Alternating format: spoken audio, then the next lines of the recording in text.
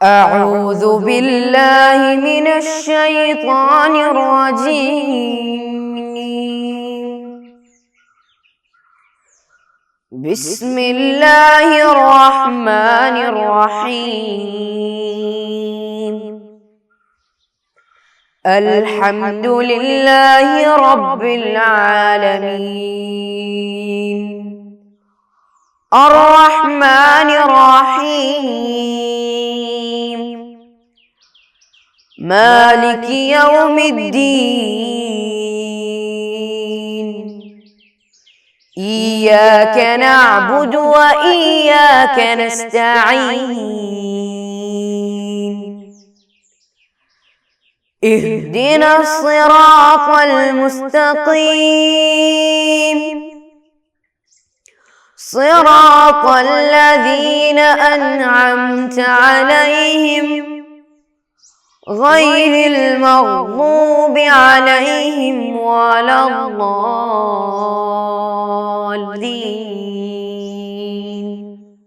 آمين.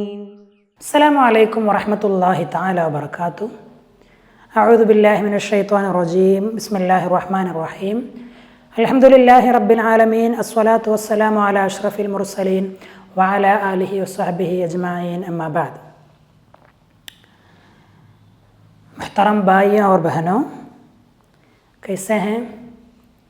امید ہے سب تمہارے رشتہ دار سب لوگ بخیر و عافیت ہوں گے. انشاءاللہ ہمیشہ دعا بھی کرتے ہیں، آپ لوگ ہمارے لیے بھی دعا کرنا انشاءاللہ.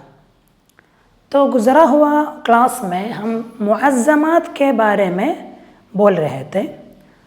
قرآن شریف کے اور فرشتے، انبیاء اور دیگر باتوں کی تعظیم کیا ہے اور کیسا کرنا ہے اس کے بارے میں ہم پڑھ لیے. آئیے اب ایک کہانی سناتا ہوں. مسجد نبوی سنے ہیں نا؟ مسجد نبوی، ہاں، نبی صلی اللہ علیہ وسلم کے مسجد جس کی تعمیر حضور صلی اللہ علیہ وسلم کی قیادت میں ہوئی تھی. تو مسجد نبوی جو مدینہ میں ہے، وہاں حضور صلی اللہ علیہ وسلم کے وفات کے بعد میں دو اجنبی لوگ طائف والے دو لوگ مسجد میں آ کر، حضور صلی اللہ علیہ وسلم کے مسجد نبوی میں آ کر آواز اٹھا کے کچھ باتیں کر رہے تھے.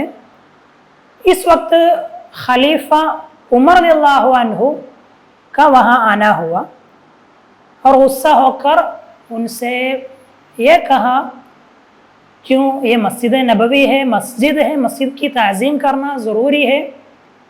اگر آپ یہاں کے لوگ ہیں تو ضرور میں تمہیں درد پہنچایا تھا، مطلب مار پیٹ کر رہا تھا، مطلب ضرور تمہیں تکلیف پہنچایا تھا یا مارتا تھا. کہانی کتاب میں پڑھیں گے.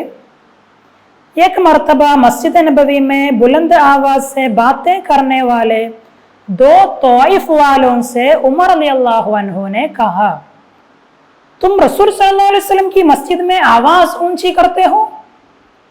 اگر تم مدینہ کے رہنے والے ہوتے تو تم کو میں دکھ پہنچایا ہوتا، کیونکہ یہ لوگ اجنبی ہیں، جانا پہچانا والوں سے نہیں ہے، کبھی مسجد کی تعظیم کے بارے میں نہیں جانتے ہوں گے، اس لیے ان کو چھوڑ دیے.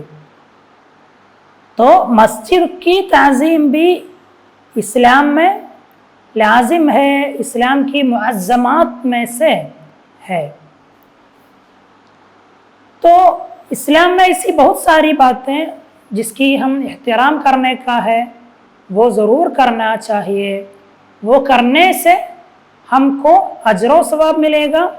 اگر نہیں کیے تو اس کا تو اسلام پاک نے جس کا احترام کرنا لازم کیا ہے، اس کو ضرور ہم بھی احترام کرنا چاہیے. اور وہ احترام کرنے سے ہم کو اجر و ثواب ملتے ہیں. اسی کے جیسے جو چیز کی حقیر سمجھنے کا ارشاد ہے اس کا حق ذلیل کرنا بھی ہمارے اوپر لازم ہے. یہ بھی اسلام میں اسلام کے اہم بنیاد ہے. یہ واقعہ صحیح بخاری میں روایت ہے, نیچے جو دیا گیا ہے. قال عمر رضی اللہ عنہ لرجلین من اہل الطائف لو کنتما من اہل المدینۃ لاوجعتکما ترفعان اصواتکما فی مسجد رسول اللہ صلی اللہ علیہ وسلم. تو بس اس لیے ان کو چھوڑ دیے کہ وہ اجنبی تھے, جانے پہچانے والوں سے نہیں تھا, اور کبھی مسجد کی تعظیم کے بارے میں جانتے بھی نہیں ہوں گے. اگر مدینہ والے ہیں تو وہ پہلے ہی اس کے بارے میں جانتے ہیں, اس پر عمل کرتے ہیں. وہ باہر سے ہونے کی وجہ سے عمر رضی اللہ عنہ ان کو چھوڑ دیے. تو جو چیزوں کی تعظیم کرنا چاہیے, اسلام کا ارشاد ہے, اس کا احترام کرنے سے ہم اجر و ثواب پاتے ہیں, اور اس کے خلاف اگر اس کو ہم تعظیم نہیں کیے تو اس کا برا انجام بھی ہماری زندگی میں ضرور ہوگا.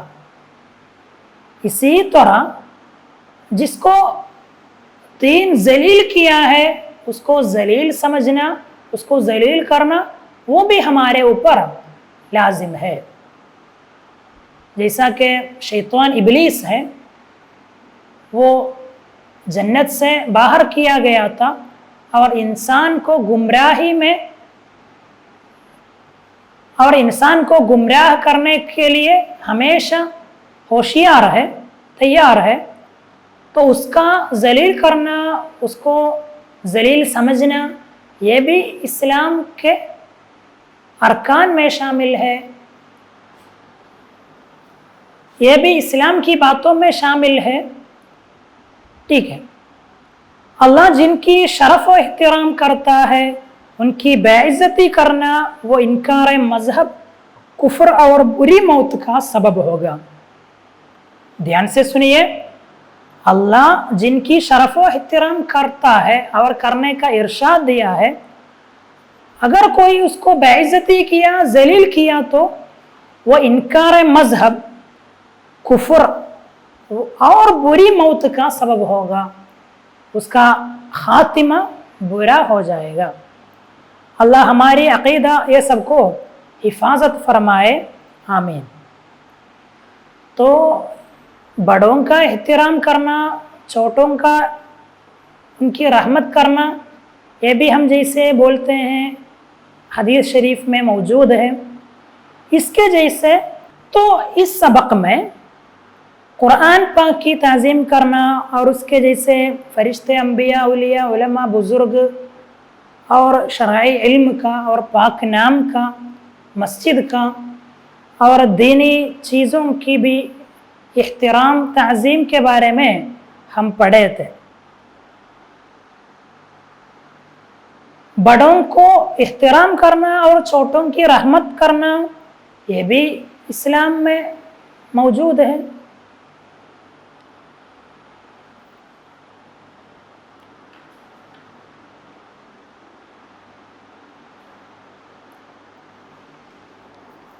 وہ بھی اسلام کا سبق ہے. اگر ہم چھوٹے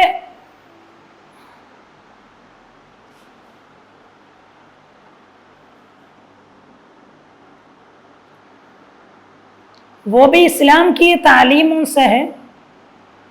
جب ہم چھوٹے ہیں تو بڑوں کا احترام کرنا, علماء ایسے بولتے ہیں, تو ہم جب بڑے ہوتے ہیں اس وقت ہمارے احترام کرنے کے لیے, اعتبار کرنے کے لیے کسی ایک کو خدا معین کر دے گا. علماء کا کہنا ہے اگر ہم جب چھوٹے ہیں تو بڑوں کا احترام کیے تو مستقبل میں جب ہم بڑے ہو جائیں گے اس وقت کسی ایک چھوٹے بندے کو خدا تعالی ہمارے احترام کے لیے تیار رکھے گا. اور ایک اور سیرت بھی ہم بولتے ہیں, بشر الحافی نام کا ایک بڑے بزرگ تھے, بہت अच्छे नेक, वो एक सूफियाना जिंदगी गुजारते थे और उनका जिंदगी में तब्दील इसलिए हुआ जब, तो उनकी जिंदगी में बड़ी तब्दील इसलिए आई कि एक दिन नीचे एक कागज पड़ी हुई नजर आया, तो उसमें खुदा ताला के पाक नाम लिखा गया था। तो उस वक्त ये सोचा, बिशरुल हाफी ने सोचा ज़रूर मैं इसकी ताज़ीम करना चाहिए, और वो उठा के अपने पास रखा। बाद में अत्तर सब लगा के उसका इज्जत किया और छत के वहाँ रखे। तो ये ऐसी एक अमल कबूल किया गया और उसी की वजह से वो एक बहुत बड़े मशहूर सूफ़ी हो गए और उनका नाम भी लोगों के बीच में मशहूर हो गए। जैसा कि वो कागज़ को मुअत्तर किया था, बिशरुल हाफी का भी नाम लोगों के बीच में मुअत्तर हो गए, मशहूर हो गए। तो ये सबक का मश्क की तरफ हम आगे बढ़ते हैं। सबसे पहला सवाल वाज़ेह करने के लिए, कुरान शरीफ के इहतिराम किए जाने वाले कोई 4 काम लिखो। पहले पैराग्राफ में हम पढ़ चुके हैं, कुरान शरीफ को ऊंची जगह पर रखना, उस पर कोई दूसरी चीज़ नहीं रखना, कुरान की तिलावत करते वक्त तवज्जो उसके साथ सुनना वगैरह, और बग़ैर वज़ू उनको छूना मत, ऐसी बातें। सवाल नंबर 2, इहतिराम किया जाने वालों में से कोई 10 चीज़ लिखो। उसका जवाब मैं नहीं बोलूँगा। दूसरे पैराग्राफ में हम पहला लाइन में पढ़े हैं, तो उनमें से कोई 10 खुद से लिखिएगा। तीसरा सवाल, मस्जिद को इहतिराम किया जाने के कोई 3, वो दाएं साइड का आखिरी पैराग्राफ में, तीसरे पैराग्राफ में मस्जिद को कैसे रेस्पेक्ट करना है, उसकी ताज़ीम कैसा है, उसके बारे में हम पढ़े। बेकार बातें नहीं करना, ऊंची आवाज़ से चिल्लाना नहीं, दुनिया की बातें नहीं करना, ऐसी बातें मस्जिद में हम ध्यान से, ऐसी बातें मस्जिद को इहतिराम करने में से है। आगे जवाब लिखिए। पहला सवाल, वो अल्लाह के इहतिराम में से है कौन सा?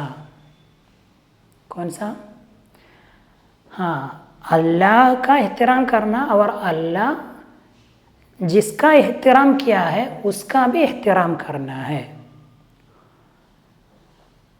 दूसरा, अलैहिस्सलाम कहना कब कहना है अलैहिस्सलाम? औलिया बुजुर्ग के नाम सुनते वक्त है ना? हाँ, नहीं, अंबिया या फरिश्तों के नाम सुनते वक्त अलैहिस्सलाम के उन पर, मतलब उन पर खुदा की सलामत रहे, ऐसा कहना है। नंबर 3, मैं तुम्हें दर्द पहुंचा सकता था। मैं तुम्हें दर्द पहुंचा सकता था, ये किसने कहा और किससे कहा? कहानी भूल गए? नहीं ना?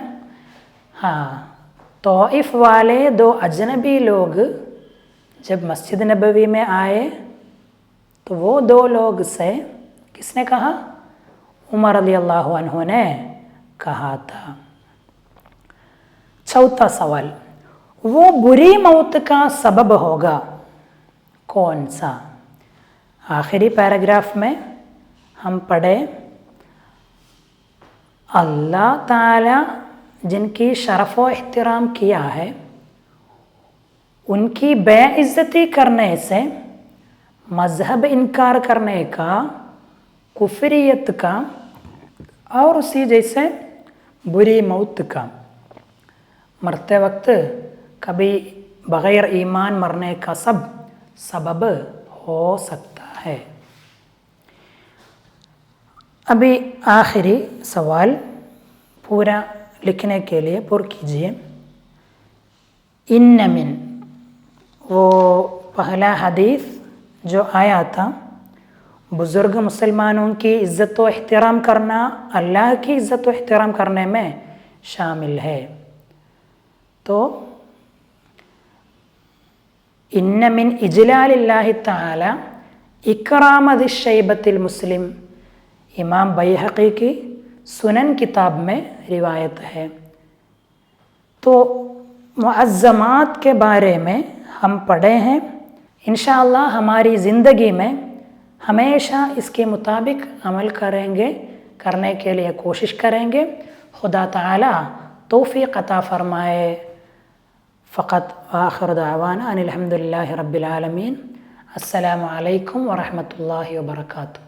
सल्लल्लाहु अला मुहम्मद सल्लल्लाहु अलैहि वसल्लम, सल्लल्लाहु अला मुहम्मद सल्लल्लाहु अलैहि वसल्लम।